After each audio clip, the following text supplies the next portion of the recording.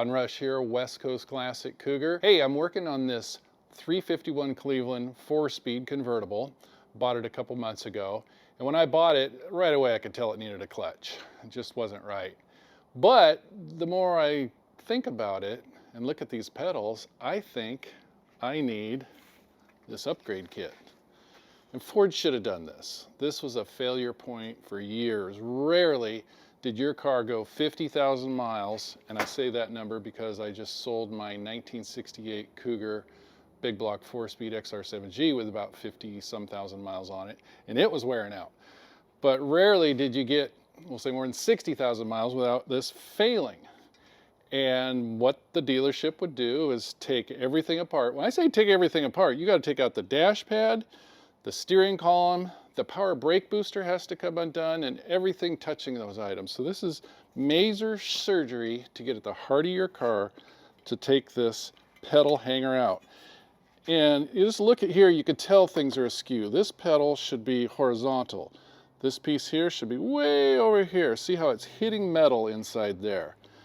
Look at that bushing in there. It is just failing. This was a friction point. This is a lot of pressure constantly. You're always operating this. You know, you don't put a ton of pressure on your brake pedal, but the clutch pedal, lots of pressure. This is a bad one. Do you want to see a horrible one? I'm going to walk over to the other side of the car and I'm going to show you what's going on here. Look at this. I'm surprised I can even drive this car. That's my clutch pedal. Isn't that crazy? I don't even know how it's still working, but sure, I could just go get a pedal hanger out of one of my parts cars, and it would basically be NOS. Here's why. Power disc brake cars, you know, their fulcrum point is way up here. They never even touch these bushings. So on your automatic cars with power brakes, you're basically getting an NOS set of bushings, never been used. So that's one way to do it, and that might work for a lot of you because your car, maybe you don't even plan on putting 50,000 miles on it in the next 20 years. But the beauty about these roller bearings is the action is so much smoother.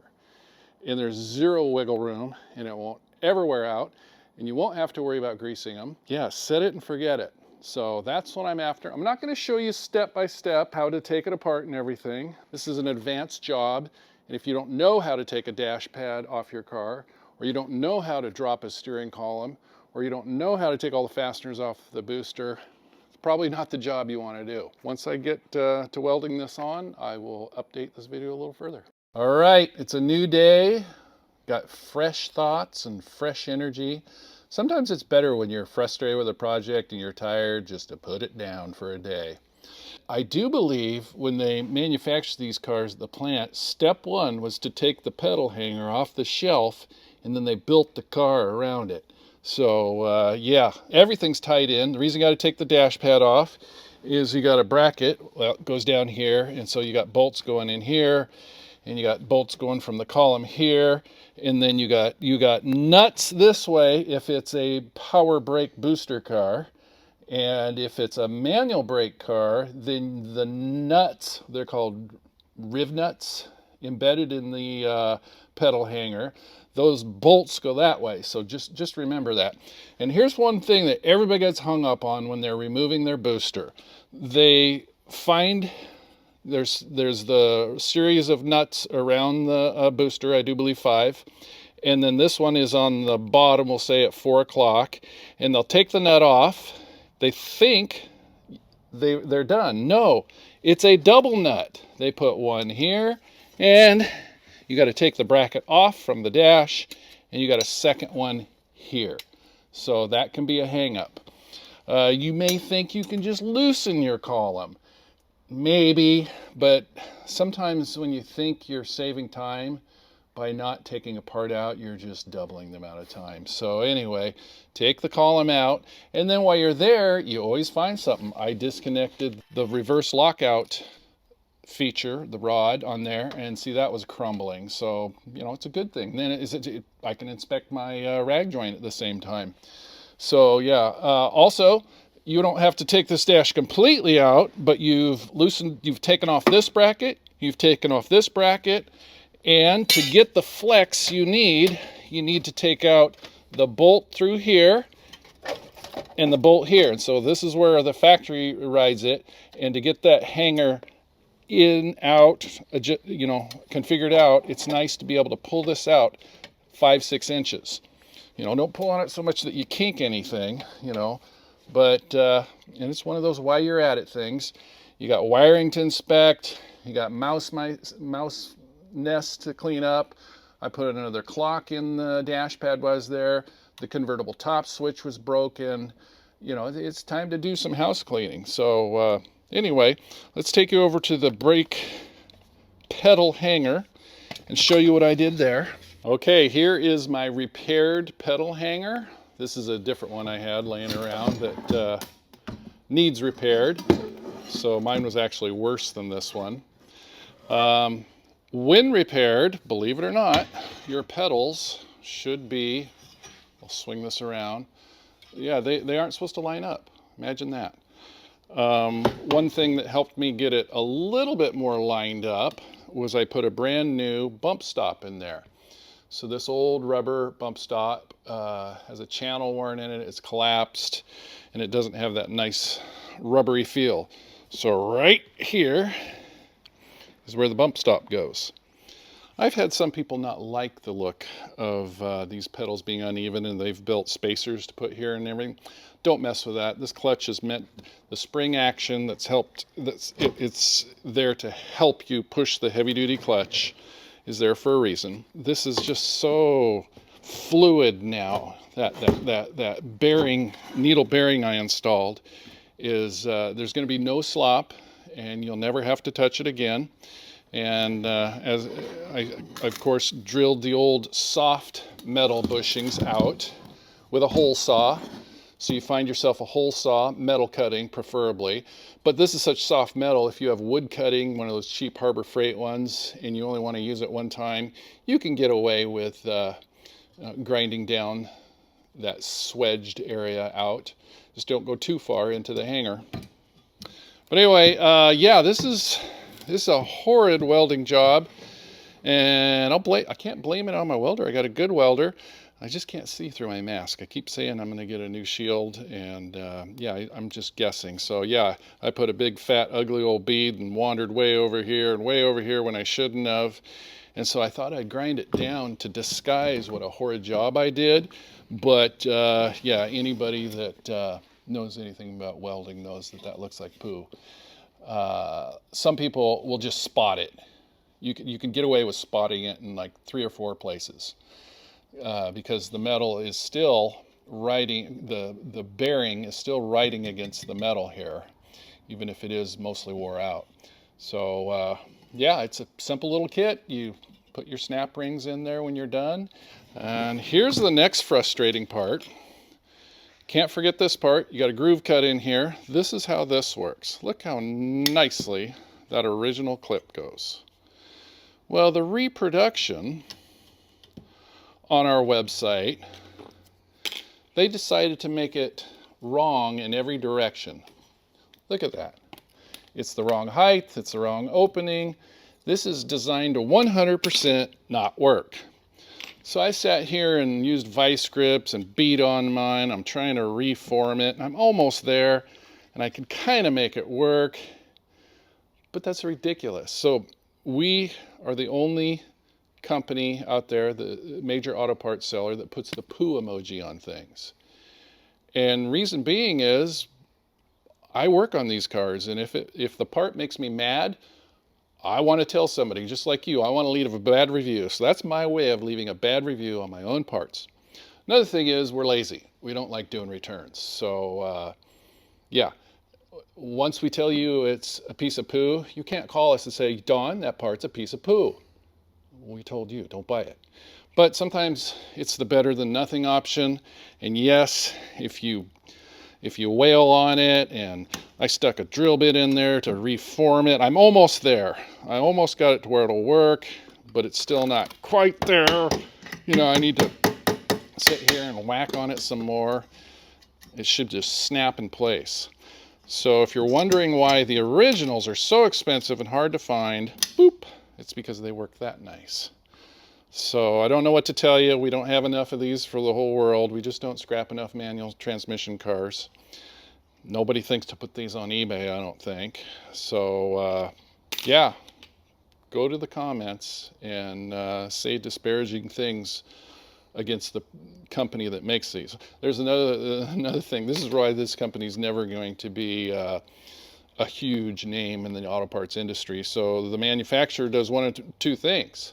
I remember I did this to Scott Drake years ago. I'd complained, and nobody was giving it to the boss himself, Scott Drake. And anyway, I made a video and somebody showed him the video and he cracked up. He called me personally. He said, "You're right, Don. We forgot to do that part. We were going to redo it. Sorry." And they did it.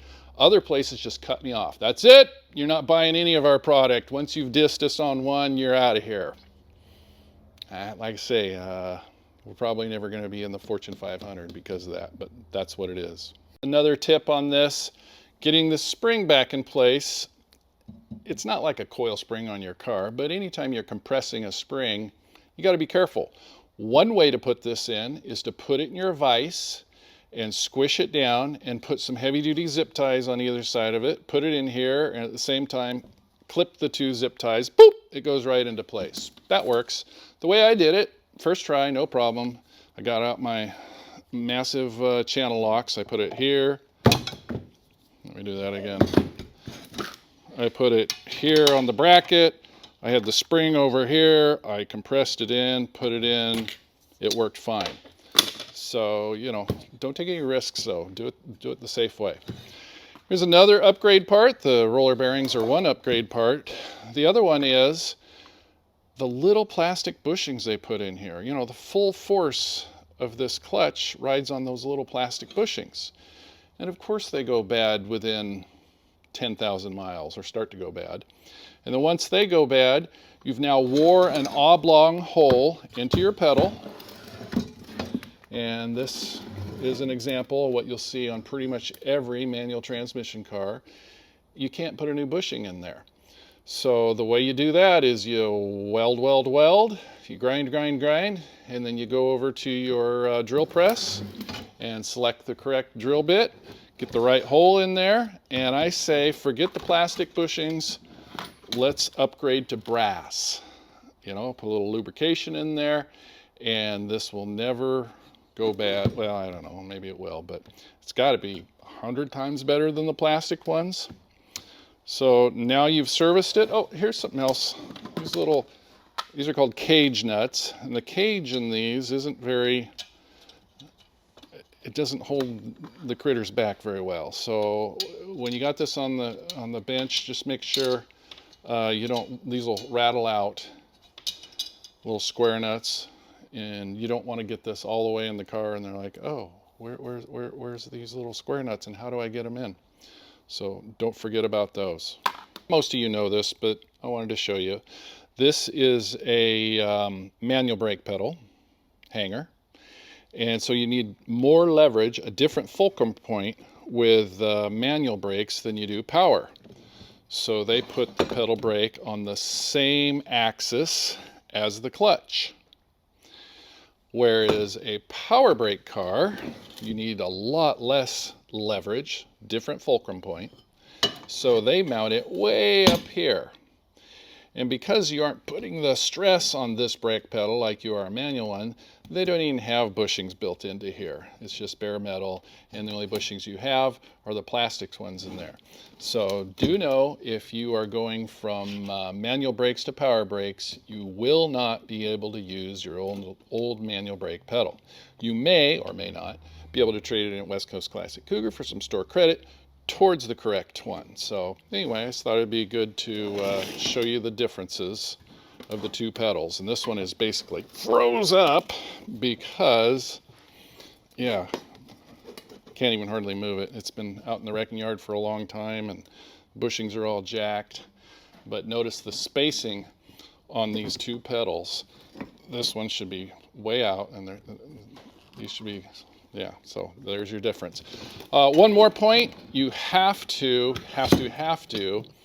get these positioned in exactly the right position because, you know, you got a female area where the needle bearings ride, if you're just a little off in any direction, that shaft is not going to thread in there because you can't just wiggle it into place. It has to slide perfectly in there. So it's pretty intuitive when you're clamping it down prior to welding. So you probably won't make a mistake there, but you don't want to get it all together like this and then find out you were a little off. All right. I really, you know, I'm not a mechanic. I just play one on YouTube, but somebody's got to do this, so you're stuck with me. But there's guys that have done a whole lot more of these than I have. One person that knew more than I did, obviously. You'd think by now I'd know. Take out the driver's side seat. I'm flexible enough, and I had enough room, and I had enough light that it really didn't bother me not having the driver's side seat out. But at the end of the job, that white upholstery didn't look as white. And I'm like, why the heck didn't I take out the driver's side seat? So go ahead in the comments and point out what I did wrong, point out what I could do better, point out other parts available. I don't care if they're from another supplier. The conversation goes on in the comments. Talk to you later.